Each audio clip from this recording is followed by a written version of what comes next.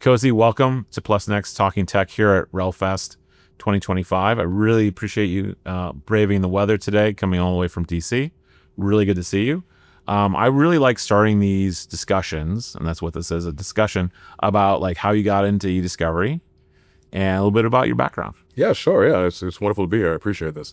So I got into eDiscovery in September of 2005. So I got in how most people got in back then, like by accident.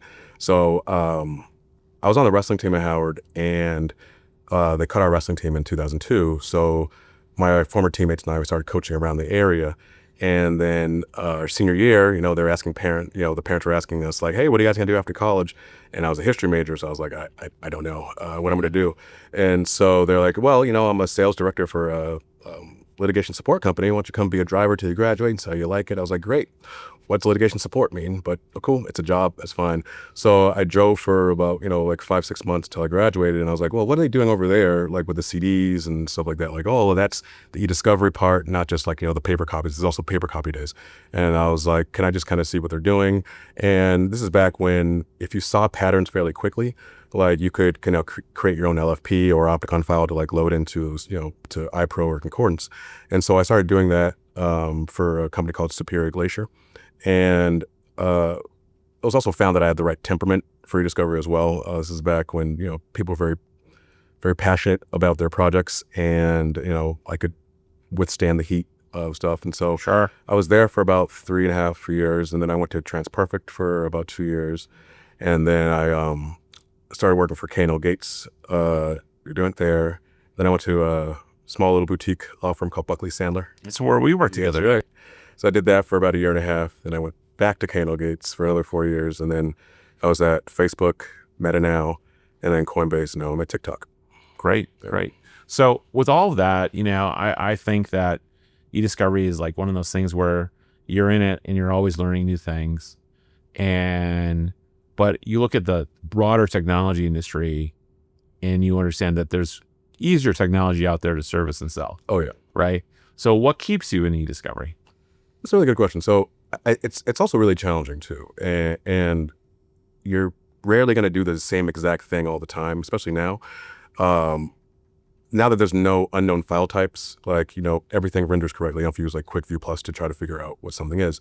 And it's very theoretical, especially right now, like with, these modern attachments or like, these collaborative documents that are like ever changing and stuff like that. So it's kind of getting into, okay, so what if I were to send you an email with an attachment that's like, one of those collaborative documents, who's to say like that's the document that I sent to you like in July, and they want to figure out like, they want to look at the document now in October.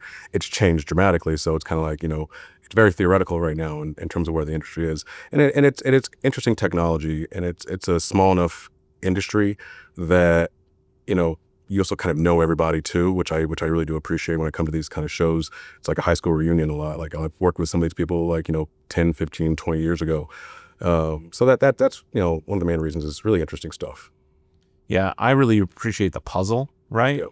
Of the technology our clients are using in their organizations and their companies, and then the technology that as eDiscovery professionals that's out there in the market for us to use, right? And then sometimes you have to go find someone who's going to build you something. That doesn't happen very much anymore. From a standpoint of like, I like the puzzle of the eDiscovery challenge, from the new technology our clients use to the technology we use to like process that, get it ready for production, take it to trial, do trial presentations, right? It's a whole, there's many things to figure out along the way. I think we're having a moment, right? The whole world is talking about AI. It's not just something that's in eDiscovery. And I think it's the most seismic change since people started using the internet in the 90s. And it's being adopted everywhere. And it's finally kind of hitting legal. It's already been adopted in financial services and healthcare. And they're saying that 87% of the global companies are using AI in some form or fashion. But what do you think right now about challenges that legal presents for adoption of AI from your perspective? Yeah, that's an interesting one too, right? So AI it has been really helpful in some ways, right? So because the amount of data that we have to deal with is so massive. It does help having AI, like, either with like reviewing documents or coding or what have you, or doing priv calls. Like that is exceptionally helpful, but that's the kind of like, technology assisted review that's kind of been out there for like a little while. But in terms of like AI too, like there are some cases where, all right, if you have, like an AI system hooked up to your email or your chat and it's responding and stuff like that, but then you are subject to an investigation or have you, and like, hey, well, you wrote this email here, and you'd be like, well, I didn't write the email. Like, it was actually kind of generated from it learned my personality, learned how I write and speak and stuff like that. So I think that's going to be like a huge challenge. I mean, this is not necessarily like, super AI, but like these deep fakes that are out there as well, like how we're going to be able to like differentiate real and fake. And it's going to be a huge challenge. It does help with automation. It helps with kind of consolidating a lot of like the knowledge centers that you have. So as opposed to having to like shift through a whole bunch of these like wikis, you can like load everything into like Google LLM, and then you can kind of ask it a question, and like, you can use AI that way to like really kind of help you get the answer from like these hundreds of pages, as opposed to having to shift through everything. So I think it's gonna be beneficial, but it's also gonna be very, very challenging. Yeah, I agree with that. I think, I talk to a lot of clients and how we can leverage REL1 and AIR for review to really turn their eDiscovery into a eDiscovery business solution, and really take their program from a program to a way to generate better relationships with their clients, better outcomes, and more revenue and profit. It's going to take a lot of people making changes in how they do work and how they explain it. The one thing I really enjoy about and how it's different is that, the AIR for review and privilege, like scale up and down. You can use it on big cases and small cases, which is different than using LLM or even Cal or TAR. So you have that benefit. And then there's also the benefit of like, went for AIR for review.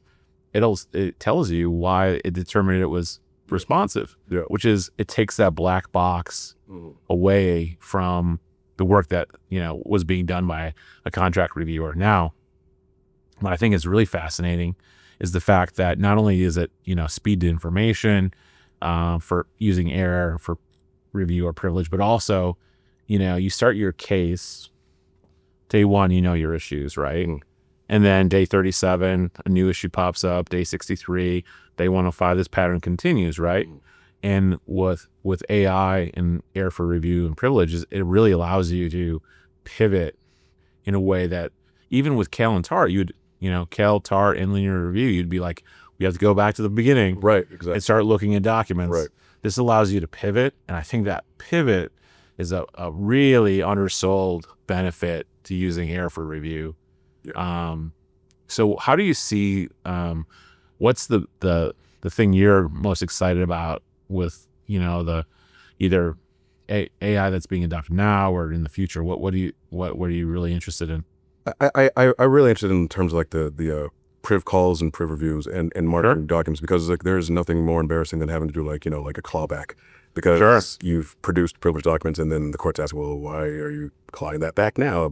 So it's I hate being in that position like so much, and I have been trying to adopt that with the different case teams. Like, hey, let's use AI to have consistent priv calls throughout, right? So let's say that you're producing to the DOJ for one matter, but it's the same documents, and then DOJ or SEC, and you have that same document across, but you're calling it privileged. You're making a different priv call for all those documents. So it'd be nice to see how AI is able to help making those consistent priv calls throughout.